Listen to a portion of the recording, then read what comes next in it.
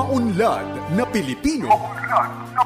Pagtalakay sa iba't ibang pamamaraan sa kaunlaran ng kabuhayan. Maunlad na Pilipino sa 702 DZAS Radyo TV, Agapay ng Sambayanan. Ako po si Karen S. Bautista ng Philippine Association of Agriculturists or PAA. Makinig po kayo sa Maunlad na Pilipino radio program ng Department of Agriculture. Dito lamang sa 702 DZAS. Suportahan po natin ang mga Filipino agriculturist, mga Pilipinong magsasaka at mangingisda. Happy Philippine Agriculturist Month po. Ella Arsiaga Para sa Maunlad na Pilipino sa 702 DZAS FEBC Radyo TV, Agapay ng Sambayanan.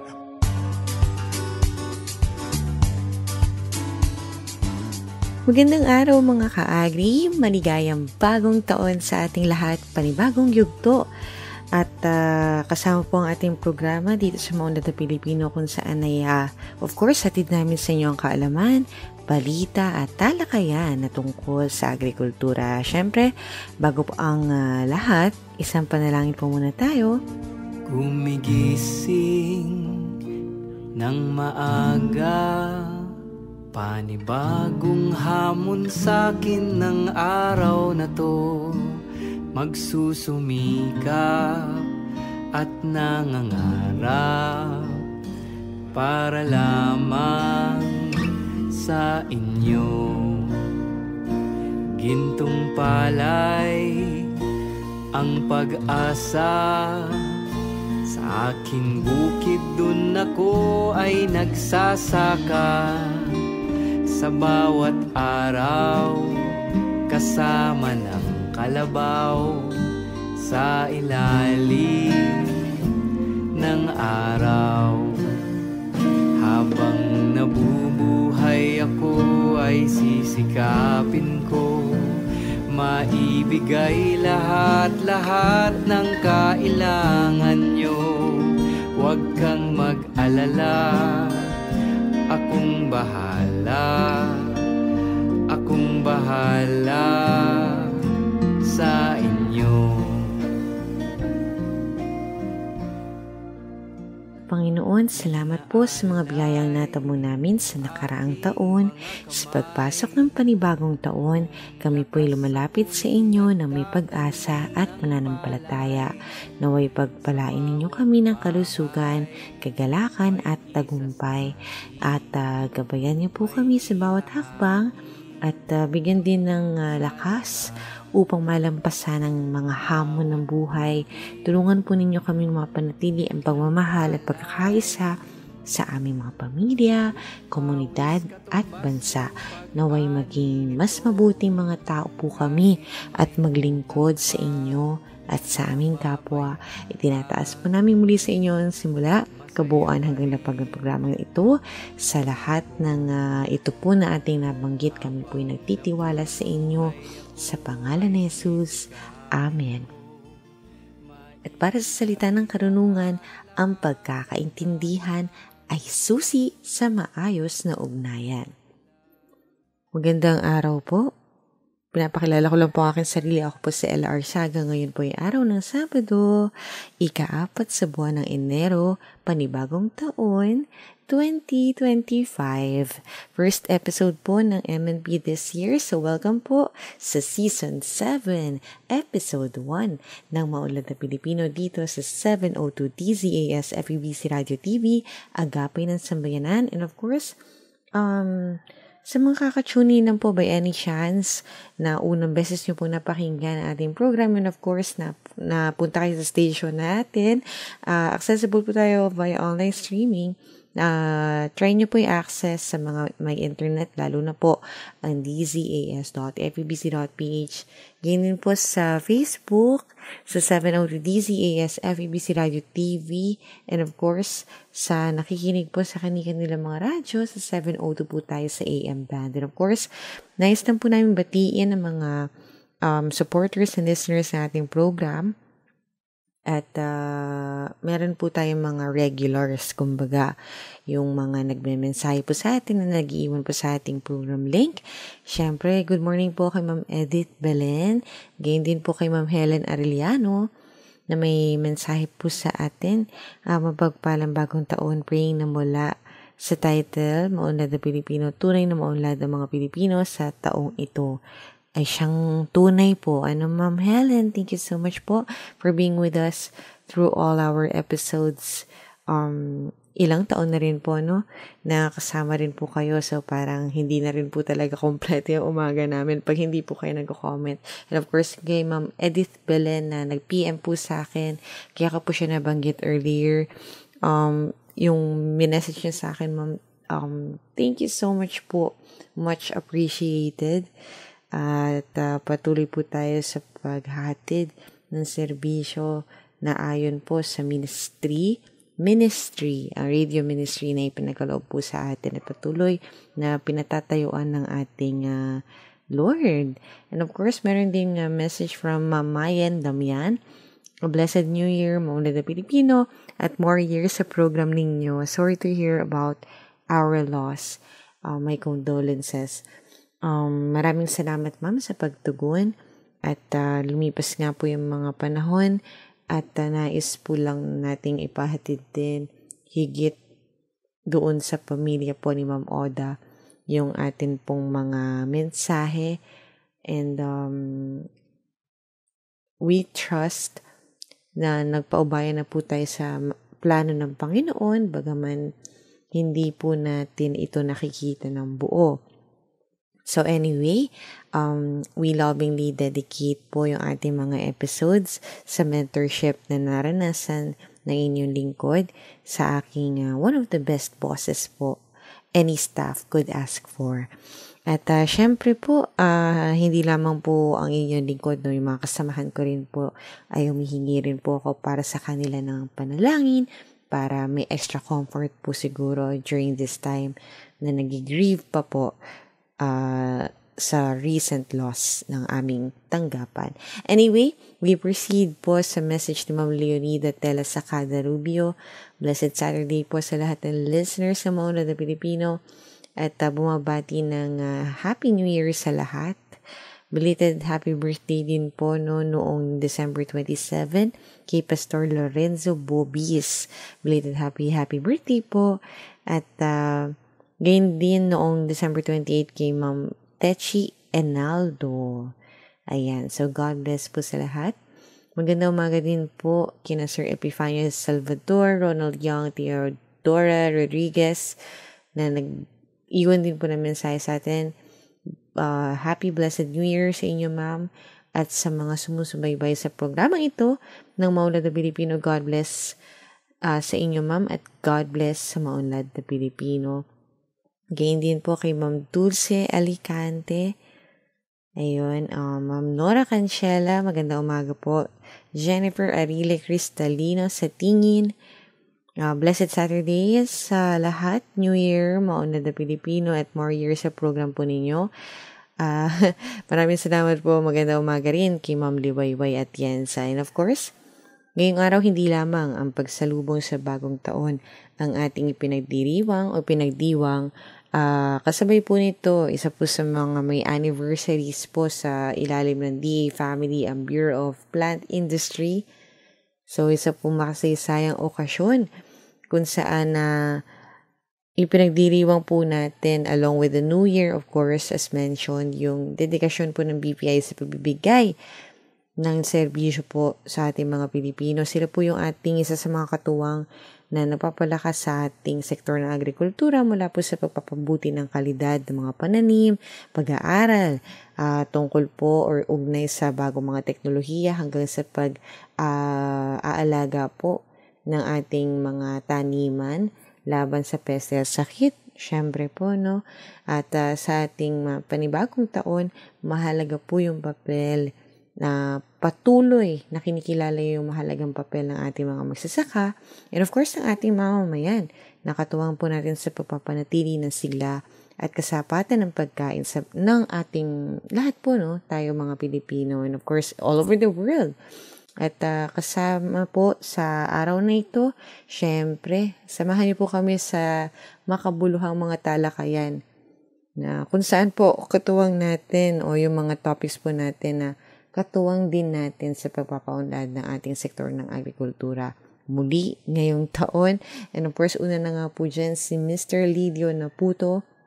Siya po ang Master Teacher 2 and Focal Person ng Earth and Sky Garden. So, syempre po, ano ba yung mga papel din po ng ating mga kawanihan sa pagtuturo ng ating mga nakababatang henerasyon, pagpapakilala sa kanila ng agrikultura sa pamamagitan ng gulayan sa paaralan. And of course, yan pong ating talakayan ay iikot sa Earth and Sky Garden kung saan na sila po ay kinilala. Most recent po na nagwagi sa macro garden, best macro garden po sa tinatawag din po nating NUPAP, ang ating National Urban and Peri-Urban Agriculture Program ng Department of Agriculture. And syempre po, tunghayin din natin ang ating mga may-ari ng 6 Mintak Farm sa Maria Aurora sa Aurora para po sa ating Integrated Diversified Organic Farming System. At kasama po natin ng mag-asawang Rolando and Esther Mintak. At syempre po, bukod dyan, meron po tayong segments na magdilin kami doon sa suggestions sa aming huling evaluation or most recent evaluation with the station na mag-trim down tayo ng ating mga segments. Kung kaya't, retain po natin si Regions on the Go. Ganyan din po ang ating unlad komunidad. Katuwang po natin dito ang DAP at ang ating Agri-Trivia segment na kung tawagin po natin sa ating programa ay Batid Ba Ninyo? Muli ay hatid po namin sa inyo isang oras na nahitik sa impormasyong ugnay sa agrikultura. And of course, narito na nga po ang ating Regions on the Go.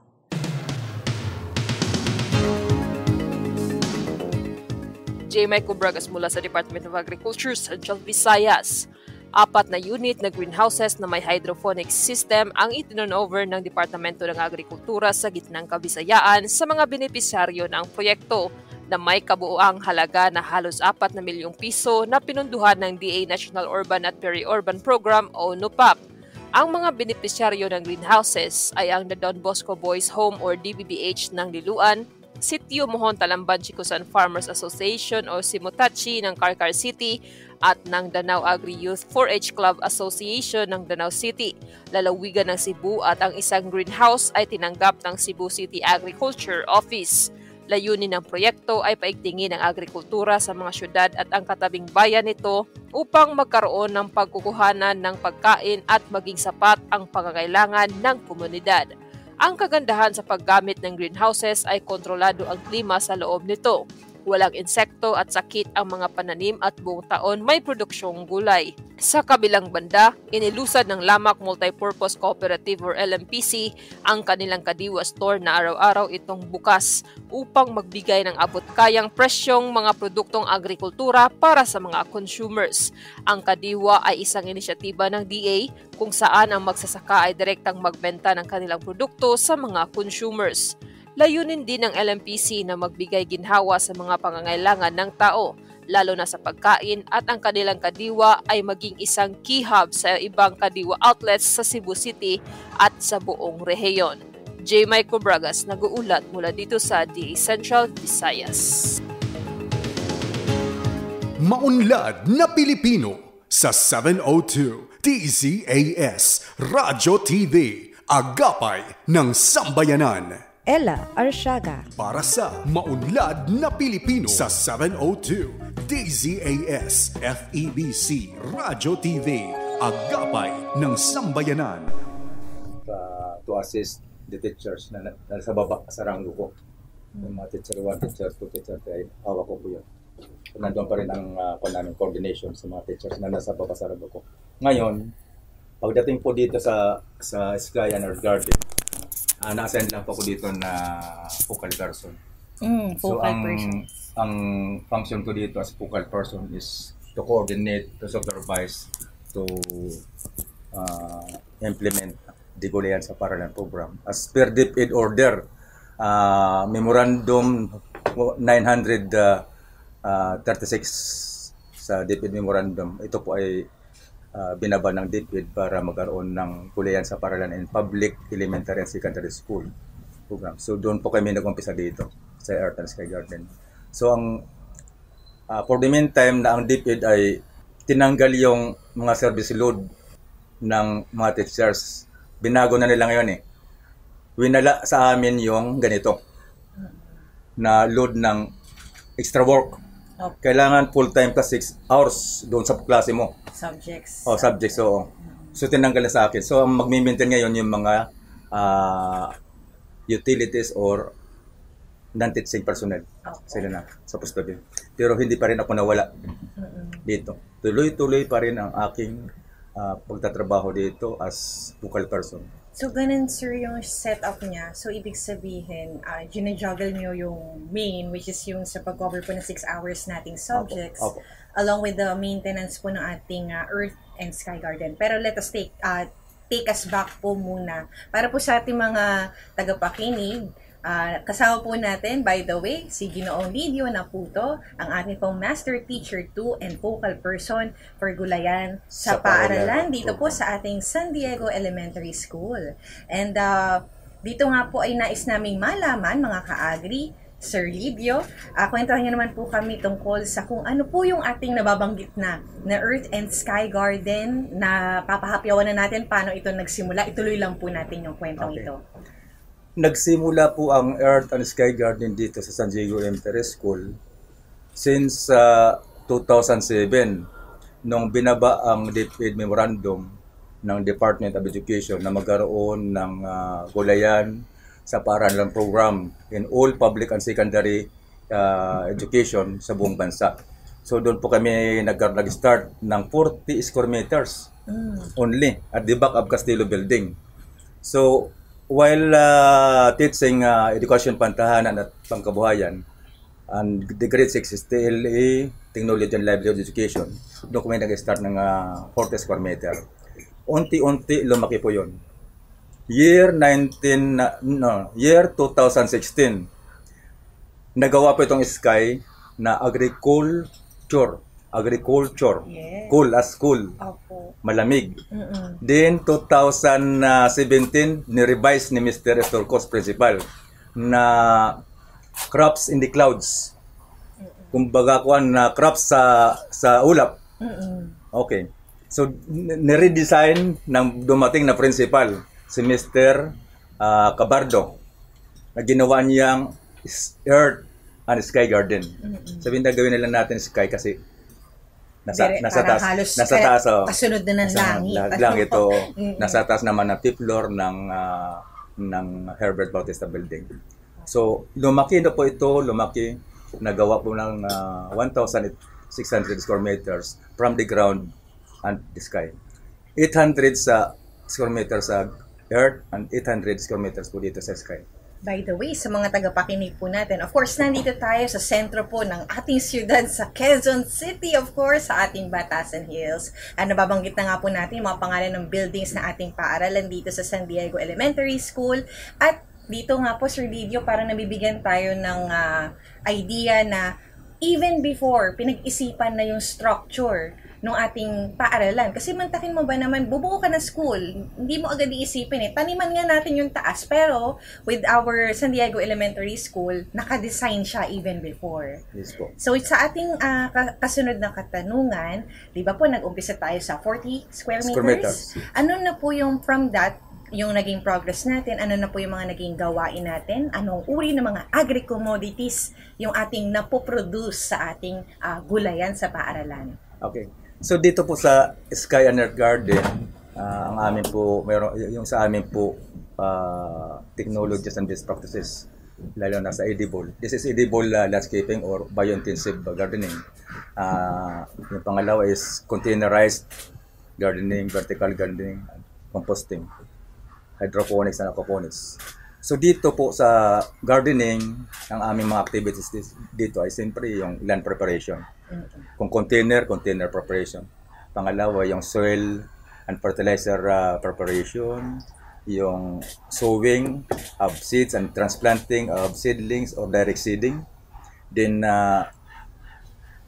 watering of plants araw-araw, umaga o hapon. Then weeding and cultivation, spraying, mulching. Tinatambon-tabunan po namin ng mga kanyan, ng mga damo-damo para yung evaporation ng tubig ay hindi mabilis ang pag-evaporate ng kanyan, para mag-sustain ng water kanyan. Tapos pag-harvest namin dito, ay binibenta po namin dito sa loob lang. Mga parents pa lang, mga teachers, ubos na po. Ang 300 na tali na kangkong, 9 o'clock pa lang, ubos na. Dahil sa dami ng parents po dito, out of 7,500, kung may papasok na parents na 1,000 o 2,000 a day, 300 na tali, 9 o'clock, ubos na. Plus teachers dito na 200 plus teachers, ubos na ubos. Hindi na po kami lumalabas sa palengke magbenta ng market. So yung mga commodities po namin dito, yun po, yung harvest po namin, na-harvest kami ng mga different varieties, different kinds of vegetables. We have more than 35 varieties here planted in San Diego. So, na-harvest kami na. Opo. Kasi nasa kriteria po na kailangan lumampas po kayo ng 35 above na varieties of vegetable crops. So, hina-harvest po namin yan. Pangalawa, yung bukod sa harvest namin, meron kaming livestock, yung chicken, yung turkey, yung pato, yung fish culture sa hito, nag-i-income din po kami doon. Tilapia culture, nag-i-income din po kami doon. Tapos yung kanya vermicast composting, nag-i-income din po kami. Tapos yung MRF, yung material recovery facility, yung mga basura, mga recyclable materials, yung mga karton, plastic, binibenta din po namin yun.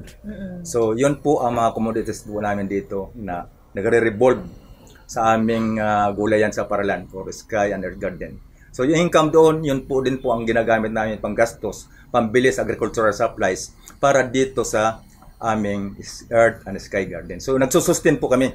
Bagyo man o summer, walang patid. Walang may holiday dito. Walang may holiday. Kasi wala tayong pasok. Walang holiday. Tuloy. Lalo na ngayon nananalo kami. Bibisitahin kami ng mga natalo. Sabi ko, lalong pagandahin pa natin kasi mas malala pa ito ngayon. Mas malala pa itong pagandahin kasi yung mga natalo namin sa baba, tiyak yan bibisitahin. Ano bang mayroon sa San Diego? Nanalo ko yun. So sabi ko sa principal, pagandahin pa natin lalo. Yan po. Parang make it worth their visit. Yes po. Ayun. At dun sa ating kababanggit lamang, dalawa po sana tatak sa akin, yung suporta po ng ating mga principal, mga pamunuan po ng ating mismong paaralan. Kasi syempre yung primary po na pag pinasok mo ang bata sa school, at yun nga po, para sa education part na sinasabi, pero yung kahalagahan ni agriculture ay na-instill po sa ating elementary school through their support na pagandahin natin yan lalo. And of course, yung sa ating management, kasi nabanggit po natin na meron po silang mga pag-record. Ayan, yung ating mga, paano nila napapaikot yung mga supplies. Kasi syempre, pag tanim mo yan, ano nang kasunod? So, parang tuloy-tuloy po siya. So, dahil po dyan, masasabi natin na parang naswertehan po kayo mismo ng ating San Diego Elementary School. Kasi parang hindi po lahat capable na mag-handle po ng ating gulayan sa paaralan. Kasi kung wala kang proper knowledge, proper training, kumbaga, hindi mo siya ma-handle ng maayos. And with that, pwede po bang bigyan nyo kami ng parang off the record natin kanina na kwento about yung background po ninyo, saan po ninyo ito natutunan at ngayon ina-apply nyo na po. And pwede rin po bang isama na rin natin kung sino po yung mga nakakatulong po nating mga guro din, anong mga subjects yung integrated doon sa ating agriculture course na by the way, kasama po talaga sa kanilang subjects na ipinapasa po ng ating mga estudyante. Okay. Unang-una po ay passion ko po ang agriculture. Pangalawa is my degree. Bachelor of Science in Agriculture, major in agronomy. So, mula high school at college ay nasa agriculture na pa ako. So, balik-baliktarin naman ang katawan ko, agriculture pa rin. Kahit anong tanong po, dyan masasagot ko kung anong mga mayroon dyan sa gulayan. Ayan. So, dito, dahil sa DepEd Memorandum Order ng Department of Education, katuwang ko po ang mga ang mga EPP teachers. TLA sa grade 6, EPP sa grade 4 ang grade 5. Tumutulong po sila dito, tinuturo po namin yung teknolohiya sa mga bata. Yung technology transfer po, napakahalaga po doon sa mga bata. Oo. Yung basic knowledge ng paggugulay, pagtatanim ng gulay, management ng gulay, ay napakahalaga po sa bata matutunan. So, yun po. Suportado po ang gulayan sa Paralan program ng aming administration. 4 na po ang principal na nakarating po dito. Very supported po yung 4. Kaya doon po ito nag-success ang Earth and Sky Garden or gulayan sa Paralan program in San Diego. Kasi may mga factor minsan pag dumating ang ibang principal na hindi siya mahilig sa pagtatanim. Gagawin niyang garahe yun, yung lakan dun sa baba. Gagawin garahe yun. Nagkataon na nakaswerte talaga kami dito sa San Diego na lahat ng principal na pumasok dito, puro supportive. Lahat po sila supportive. Puro ang linya nila nasa isip ay nasa gulayan program. Sabi ko, ayos ito. Ayos ito. So doon po nagsucceed ang aming gulayan in San Diego. Na hanggang ngayon, in-improve pa rin ng aming principal na si Ma'am Emily Pilobilio. Pagandahin palalo ang gulayan sa Paralan program in this school. Parang masasabi mo na it was meant to be. Parang yun nga, pinagsama-sama yung mga tamang tao para maisakatuparan yung layunin na mismong programang ito. And of course, katuwang po ang DepEd. Tayo naman, pasok tayo. Paano po natutulungan ng Department of Agriculture ang ating paaralan para po sa proyektong ito? Laki din po natutulong ng Department of Agriculture na yung technical assistance na nabibigay ng DE, yung trainings and seminars na nabibigay sa amin. So, lahat ng mga hindi ko pa alam, nag-attend kami ng seminar, nalalaman ko rin yung mga technologies na binibigay nila sa amin. At nakakarating kami ng iba't ibang venue sa mga trainings. Ano ba yung mga bago from these trainings, sir, na na-apply na natin sa ating gulayan sa paaralan? Yung hydroponics. Hydroponics. Itinuro po yun, hydroponics. Meron din po ba sila, sir, ng mga parang equipment or mga pananim? Any parang inputs? Opo. Nagbibigay sila sa amin ng mga seedling, seeds. Binibigay sa aming gulayan sa Paralan in San Diego. Yung pong indoor hydroponics binigay po nila ng ATI, NOPAP. Lagpas pa po sa height ko yun, mga ka-agri. Ang ganda po, nabisita po namin mismo ang kanilang pinagmamalaking gulayan sa Paralan, ang Earth and Sky Garden natin. And of course, pwede rin po ba natin ibahagi? Siyempre, andyan na yung mga bunga. Nabanggit na rin natin kanina may mga magulang. Pero sino pa po ba yung mga nakikinabang o inaasahang makikinabang mula po sa ating proyekto?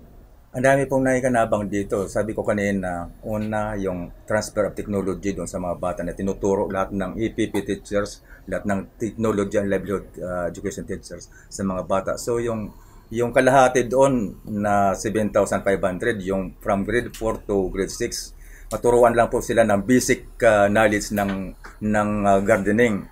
Napakalaking bagay po yun sa mga bata na may inject ang kaalaman ng mga bata doon sa pagtatanim kasi sa panahon ngayon, yung computerization ng technology ng computerization, parang wala nang gusto maghawak ng lupa. So, kailangan maibalik natin yon. Kaya, tama po itong programa na mayroon EPP, mayroon TLA, education program ng DepEd para maturuan itong mga bata magtanim ng mga pananim. So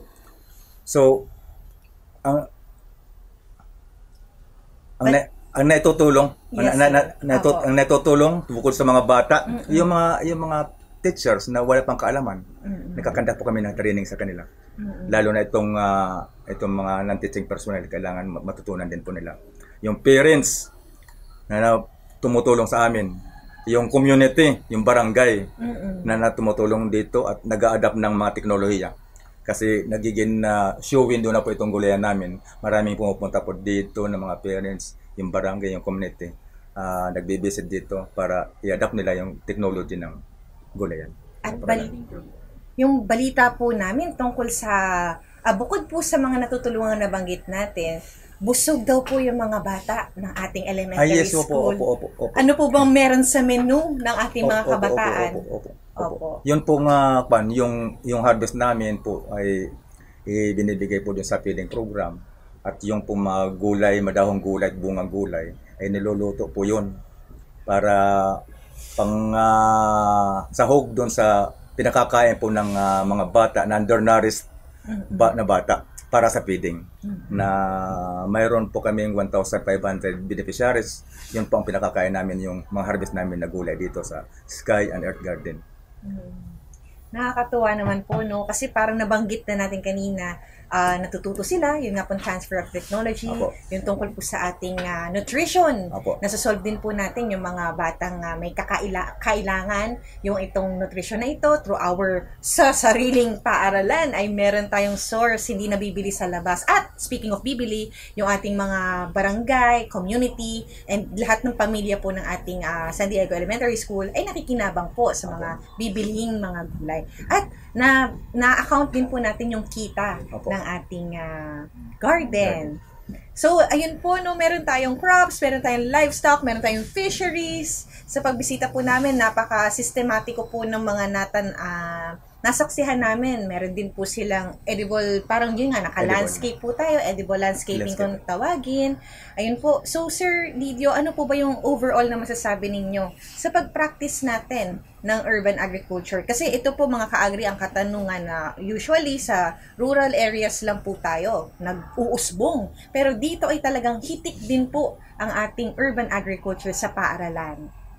Ang aking po masasabi ay hindi po hadlang ang walang area, walang pagtataniman para sa gulay na magkaroon sila ng pagkain sa kusina, sa pamilya. Maski yung mga simentadong lugar, mga balcony, mga terrace ay pwede po mapagtaniman. So kailangan lang po sila mag-benchmark, mag-visit dito sa model garden. Kung kailangan po nila ng training, mag-attend po sila ng training para matutunan po nila yung basic na knowledge ng gardening. So lahat po ng estudyante, mga teachers, parents, and the whole community, kailangan po matutunan po nila yun. And curious po ako, sir, dun sa mga bata na turuan na natin ng technology, meron ba kayo nakikita sa kanila na parang, uy, mag-agriculture to, susunod to sa yapak, parang kumbaga? Mas gusto po nila dito sa labas kaysa doon sa loob. Pag sinabi ko, lalabas po tayo, doon po tayo magkaklase sa kan. Yes! So, sigawan ka agad yun. Ibig sabihin, yung response ng bata doon sa programa ng Gulayan sa Paaralan program, na very positive po ang reaksyon ng bata na matuto sila sa tungkol sa gulayan. Ayan. And of course, mula sa ating San Diego Elementary School, gusto nating ma-replicate din sa iba pa mga paaralan. Yes po. Paano po natin sila mahihikayat? Kailangan po, para ma-replicate o ma-adapt po yung technology or Gulayan sa Paaralan program in San Diego, kailangan po magkaroon ng training sa mga teachers, sa mga schools na kailangan po nila ng training o kaalaman sa pagtatanim ng mga gulay at iba-ibang pananim. Visitation, benchmarking, information sa YouTube, sa Facebook, at iba't ibang information ay kailangan may parating po sa kanila. Para sa ganon, madali po ang transformation o transfer of technology para sa kanila. So yun po ang So kung meron na itong model San Diego. Kasi nakita nila sa Facebook, ay galing naman na San Diego. Marami nagkukuha na sa akin. Sir po, hindi po pumunta doon sa So ibig sabihin, doon pa lang sa post ng Facebook ko, marami na po na-encourage na maingganyo, mag-adapt sila ng ganitong sistema ng gulayan. Parang pasunod na, sir, na magsusulat kayo ng libro. Yes po. So, ang bilis po ng nila, ma-pick up ng Kung nakikita yung magandang gawa ng modelong gulayan sa paaralan program. Kaya, yun po ang And another curious question, meron ba sila yung mga bata naman po, balik ako dun sa menu nila, meron ba sila nire-request na gulay, na luto? Meron po bang ganon kayo na-encounter? Niluluto man din, pero mayroon din mga nagre-request ng mga bata na gusto namin mayroon na kangkong, gusto namin mayroon na munggo. Mayroon din po. Wow. Kung wala na po tayong naisipa bigay mensahe, siguro pa short message na lang po sa lahat ng gusto niyong pasalamatan po sa ating project na ito. Ako po yung nagpapasalamat ng Department of Agriculture sa team ni Ma'am Mila ngayon. Sa NOPAP, sa ATI, sa kanilang suporta dito sa San Diego Elementary School, yung mga technical assistance, tsaka mga gamit na nabibigay dito sa San Diego Elementary School for the implementation of the school Agulayan sa Paaralan program. Hindi po sila nagpapabaya sa amin ng ATI, DE, ATI, NOPAP sa teknolohiya na binibigay. Suporta ng mga seedlings at iba pang gamit na binibigay sa amin. Una, pangalawa yung Department of Education, yung management from the central to the division superintendent, supervisors, at principal sa ang tulong ng mga mga teaching and not teaching personnel dito sa Diego. Pinasasalamatan ko po yun. Sila po ay nakakatulong po dito sa amin implementasyon ng Gulayan sa Paaralan program. Yung mga bata, yung mga magulang, barangay, and the whole community. Pinasasalamatan ko po yun. Nag-succeed po ito ang Gulayan sa Paaralan program namin dito sa San Diego Elementary. So mula na nagsimula noong year 2007 hanggang ngayon sa 2024, hindi po napatid ang aming implementasyon ng Gulayan sa Paaralan project in San Diego Elementary School. Kaya po nanalo ang San Diego dahil sa kanilang tulong. Kung walang suporta po sila, maaari hindi po ito mag-succeed at hindi po kayo manalo as regional and national level na source ng Gulayan sa Paaralan program 2024. Ayun. And dahil dyan, nagpapasalamat po kami muli. Kung kayo po ay may balak na dumalaw sa paaralan, pagbigay lamang po sa administration, para makita nyo rin po ano yung magandang dulot ng proyekto ito. Nakasama po natin ang Master Teacher 2 at Focal Person for Gulayan sa Paaralan ng ating San Diego Elementary School sa Batasan Hills dito sa Quezon City, Ginoong Lidio or Teacher Lidio Naputo. Maraming salamat po. Salamat po, ma'am. Maunlad na Pilipino sa 702 DZAS Radyo TV, Agapay ng Sambayanan.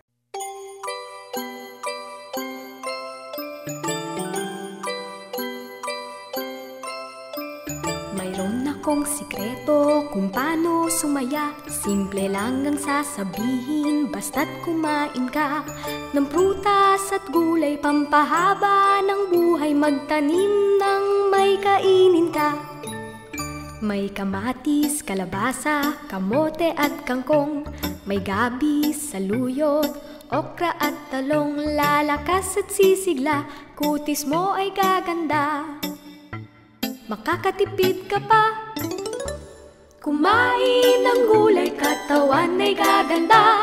Kumain ng gulay at ikaw ay sisigla, magtanim ng gulay ng laging sagana, magtanim ng gulay dahil buhay mo'y mahalaga.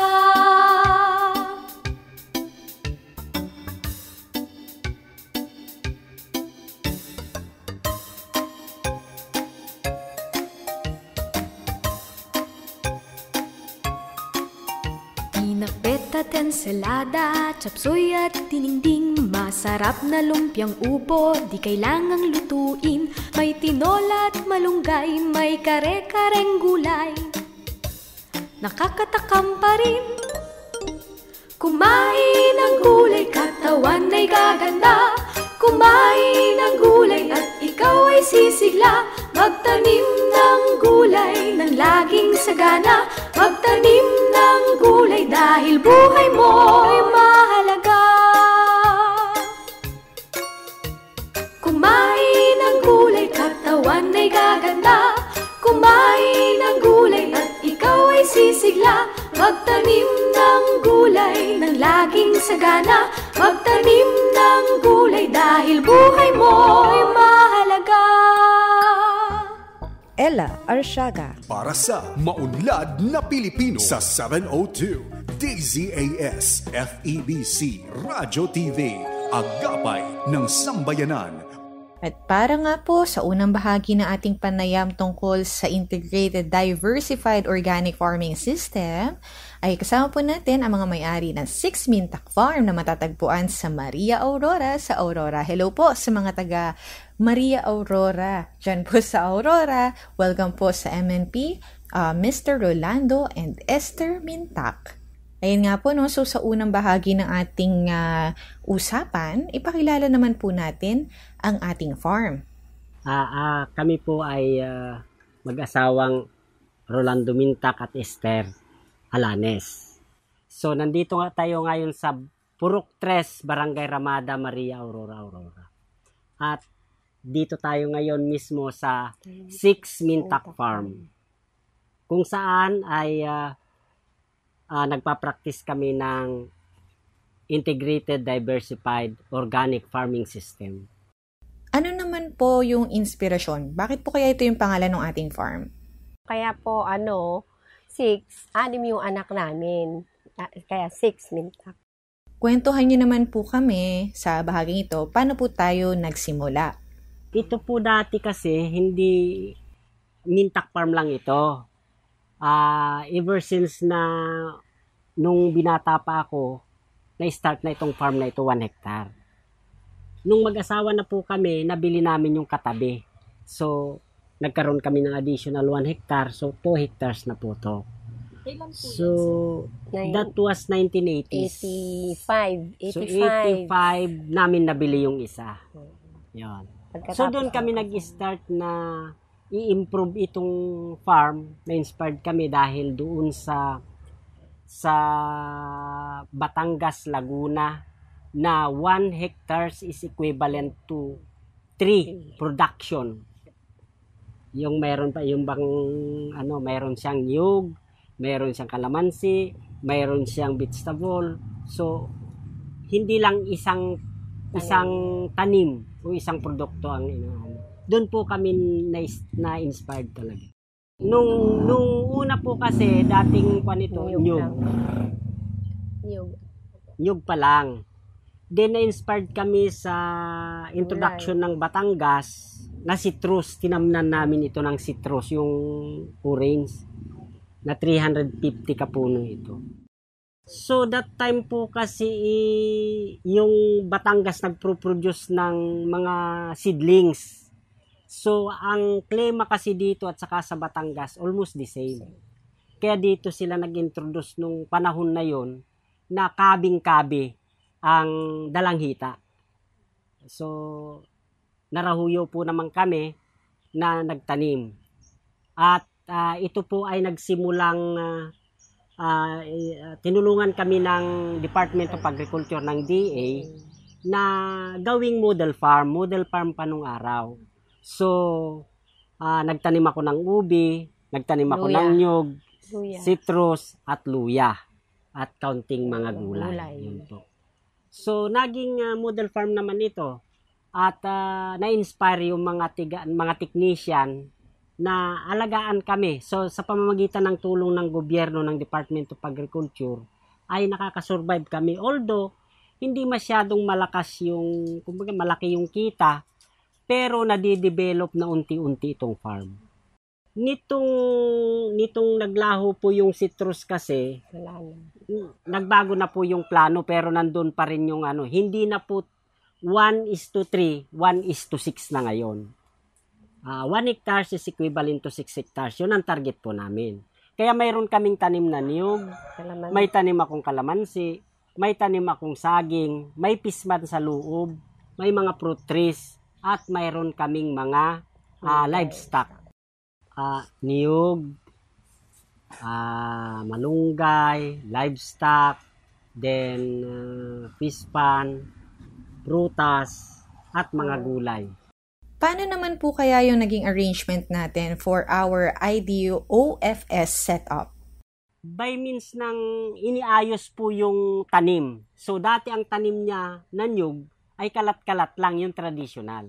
Ang ginawa ko po inline sila. So hindi ko na sinunod yung dating paraan ng pagtatanim ng nyug na common dito sa Aurora, yung 9 by 9 or 10 by 10. ang ginawa ko, nilayuan ko yung pagitan, pero nilapitan ko yung row nila, yung kanila, line nila. Yun pong nakapaloob dyan na fish pan namin. Although it's not commercial, pero yun ay kumbaga ay pang pamilya na namin. So hindi ka nabibili. Plus yung mga livestock po namin. So yun po ay sa ngayon, nung kami ay naging inalagaan kami ng Department of Agriculture na inilaban ito sa Integrated Diversified Organic Farming System, champion po kami ng probinsya ng Aurora. So, doon po kami na-inspired na yung mga suporta ng gobyerno na doon ko napagtanto na hindi pala kaya ng isa, ng pamilya lang na mag-improve without the technical support of the Department of Agriculture. So, sa pamamagitan po ng DA, in-encourage po kami mag-practice ng organic farming. Sa pamamagitan po ng kanilang mga assistants at sa kagustuhan na rin po namin dahil napakamahal po ng mga chemicals. At since family consumption po ito karamihan, so mas minabuti naming maging organic practitioner kami para anytime, gabi na po kasi kami pag namimitas kami ng gulay, safe po. Hindi kami nag-aalala sa ano. Yun pong pagpuproduce ng organic soil, so yun ang pinagtatamnan po namin.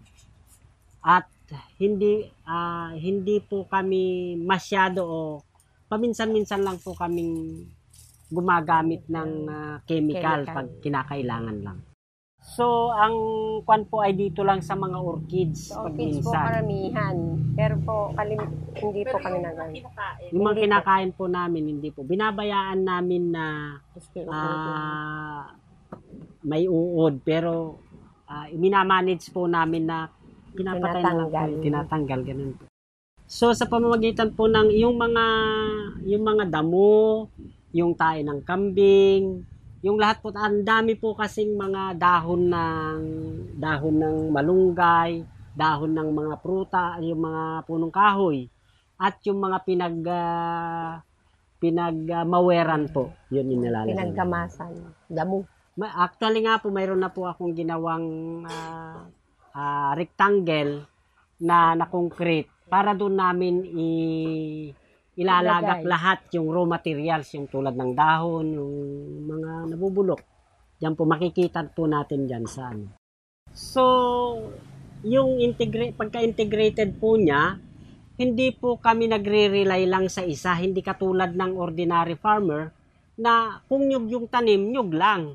So, integrated yung tanim ko para hindi man malaking masyado yung nakikita ko sa nyug, may mga alternative po akong kinikita na inaani.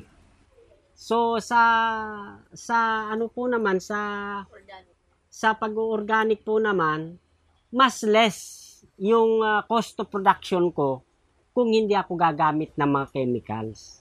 Sige po, ituloy na lang po nating ikwento, sir, yung mga assistance natin coming from the Department of Agriculture. Yung technical po, yung know-how. Yon, unang-una po yon. Then, nung nagsimula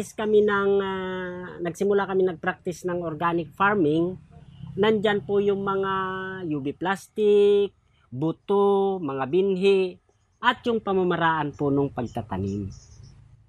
So, nandun po lahat, saka yung binhi ng palay, lahat po na intervention ay halos nakukuha namin. Lalo't higit kung ang isang farmer pala ay magpa-practice ng organic farming. Sari-sari po ako sa livestock, naatinan ko na po lahat. Po na-attend. Level 1, level 2 na po ako sa goat management. So may kanya-kanya po silang assignment kasi. So since iba't ibang farming system ang nandito sa farm, so ini-assign ko yung isa doon sa fish pan, ini-assign ko yung iba doon sa vegetable, ini-assign ko yung iba doon sa livestock. Ayan, siguro po hanggang dito po muna tayo. Tutuloy natin sa mga kasunod na episode ang ating panayam. Muli po, para sa bahaging ito, nakasama po natin sila Ginoong Rolando at Ma'am Esther Mintak, ang mag-asawang may-ari kasama po ng kanilang 6 na anak ng 6 Mintak Farm sa Maria Aurora sa Aurora. Maraming salamat po.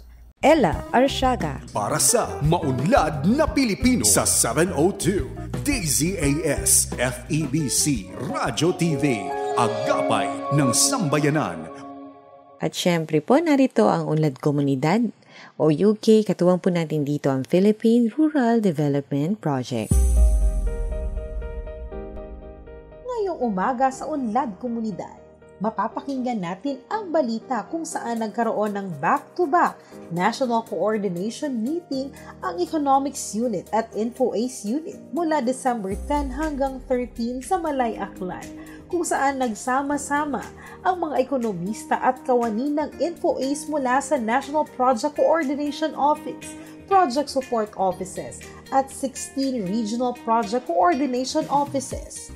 Ang pagpupulong ay naglalayong ihanay ang mga estratehiya, palakasin ang pakikipagtulungan at paghusayin ang tungkulin ng unit sa pagsulong ng pag-unlad ng komunidad.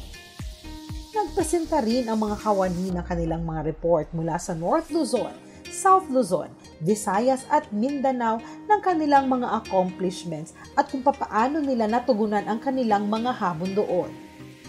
Sinuri ng InfoAce ang mga nagawa nitong mga diskarte sa komunikasyon at paano napahusay ang mga paraan ng komunikasyon upang matugunan ang mga kasalukuyan na pangangailangan ng proyekto at ang mga pangunahing stakeholder nito. Ang Economics Unit naman ay nagkaroon rin ng pagpapakilala ng mga digital na tools ng Monitoring, Evaluation and Learning Unit at Geomapping and Governance Unit. At isa pang highlight dito ay mabigyan ng hands-on na pagsasanay sa pag-navigate ng mga platform tulad ng Sidlan at ng Enhanced Geomapping System.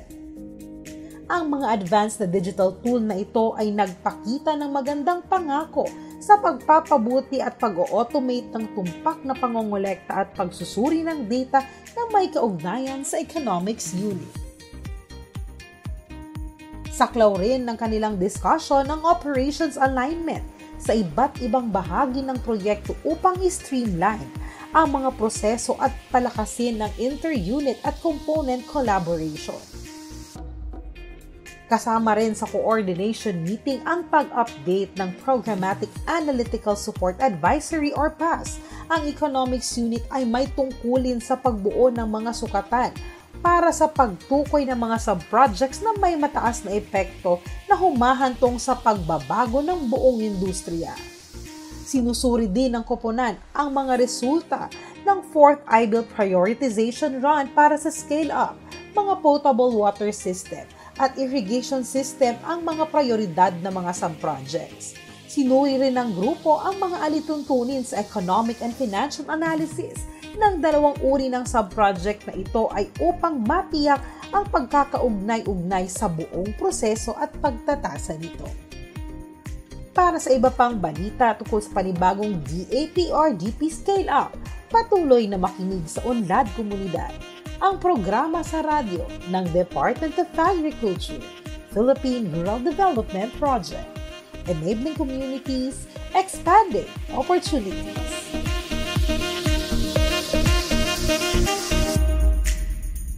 Ella Arsiaga. Para sa Maunlad na Pilipino sa 702 DZAS FEBC Radio TV, Agapay ng Sambayanan. Yun po, with heavy hearts, we still strive po.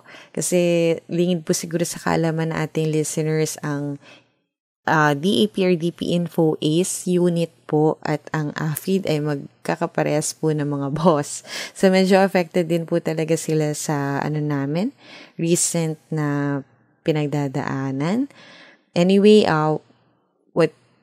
what we've said, parang we are striving po to still deliver po with heavy hearts, despite heavy hearts. So anyway, para po yan sa inyo. At syempre, abangan po natin yung mga inihandang bahagi ng DAPRDP kaugnay po ng ating Unlad Komunidad dito pa rin sa Maunlad na Pilipino, 702 DZAS. And welcome po sa ating agri-trivia segment na Batid ba ninyo? Ayun, alam niyo po ba na meron po tayong kauna-unahang mobile plant food safety laboratory? So yan po yung para sa pagkamit ng ligtas at dekalidad na pagkain sa pamamagitan po ng food testing. So yan po kumbaga hindi na lamang nakakulong sa apat na sulok ng laboratorio, kundi ito po ginawa na ring mas accessible at abot kaya para pumapakinabangan ng mas maraming Pilipino. So yun nga po yung ating kauna-unahang food safety laboratory on wheels ng under, of course, ng Bureau of Plant Industry. Ang Mobile Plant Food Safety Laboratory po na ito ay mayroong state-of-the-art facility at advanced testing tools na nakadesenyo para sa epektibo at mabilisang pagsusuri ng presensya or yung possible na presence po ng pesticide residue at microbiological contaminants sa pagkain, which is we don't want that. So anyway, layon nito na gawing ligtas at dekalidad ang pagkain ng mga Pilipino at para maabot na rin ang ilang lugar sa Pilipinas kung saan ang access sa tradisyonal na laboratorio ay maaaring limitado lamang. Sa pamamagitan ng Mobile Food Safety Lab na ito, ninanais ng Bureau of Plant Industry, once again ang BPI under the Department of Agriculture, na itaas po ang antas ng food safety awareness at magkaroon ng food safety culture sa bansa bilang suporta sa Philippine Good Agricultural Practices Certification na ipinapatupad ng ahensya. At syempre po, maaari na po maging siguro nga po just visit po yung ating Bureau of Plant Industry for more updates regarding po sa ating pagiging fully operational ng Mobile Food Safety Lab. And of course, ito po yung naasahang umiikot sa Metro Manila at sa mga karating na probinsya bilang mga first stops nito at siguro hopefully by this time mas marami pa po yung mga stops ng ating tinatawag na once again ang kauna-unahang Mobile Plant Food Safety Laboratory. Ayan po ang ating batid ba ninyo para sa araw na ito. And of course, hindi po mawala sa amin na magpasalamat po sa inyo sa opportunity na kayo'y aming mapaglingkuran through the MNP. Ito po isang programa pang radyo hatid sa inyo ng Department of Agriculture, Agriculture and Fisheries Information Division.